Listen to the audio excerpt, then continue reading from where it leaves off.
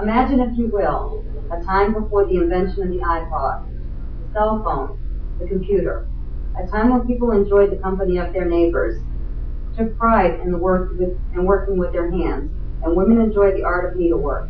My name is Laurie.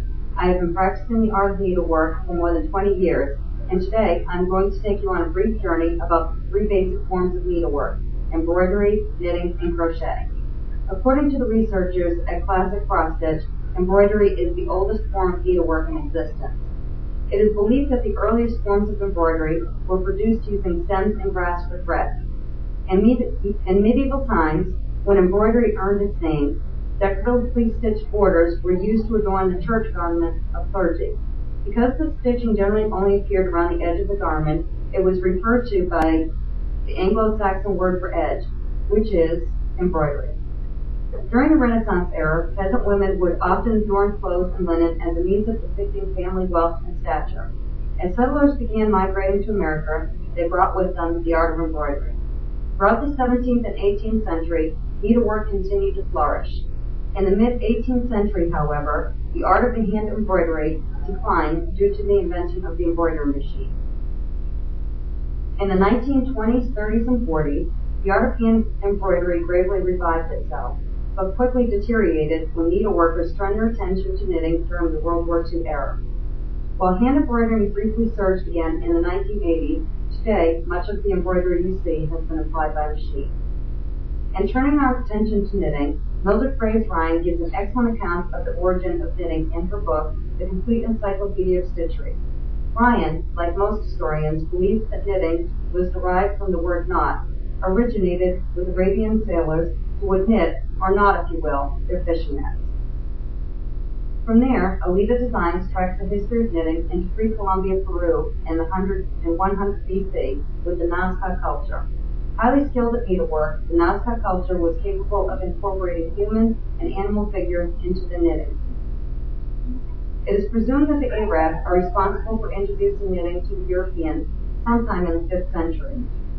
As Europeans began to depart for America, they brought with them the skills of knitting.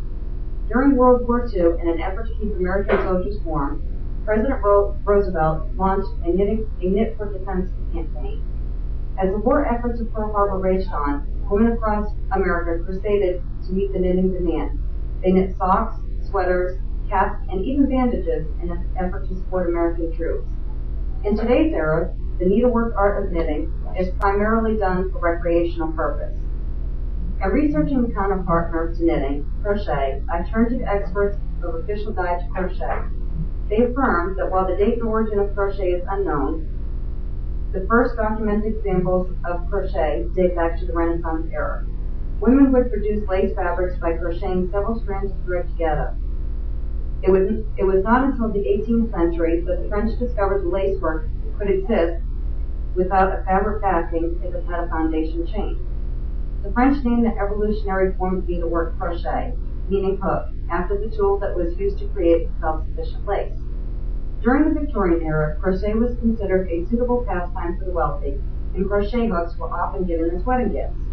Much like embroidery, crochet took a backseat to knitting during the World War II era. While crochet again became an acceptable art form in the 1960s, it did not regain popularity until the 1970s, when articles of crochet clothing became popular. Today, the art of crochet is resurfacing. It can be found on the fashion runways, has graced the Guinness Book of World Records, and is still displayed at many state fairs. Embroidery, knitting, crochet, all forms of needlework that have served an influential purpose throughout history. However, the most common thread between the three techniques of needlework is, whether they have been practiced by kings and queens, first ladies, or peasants, needlework has maintained its prestige throughout the year.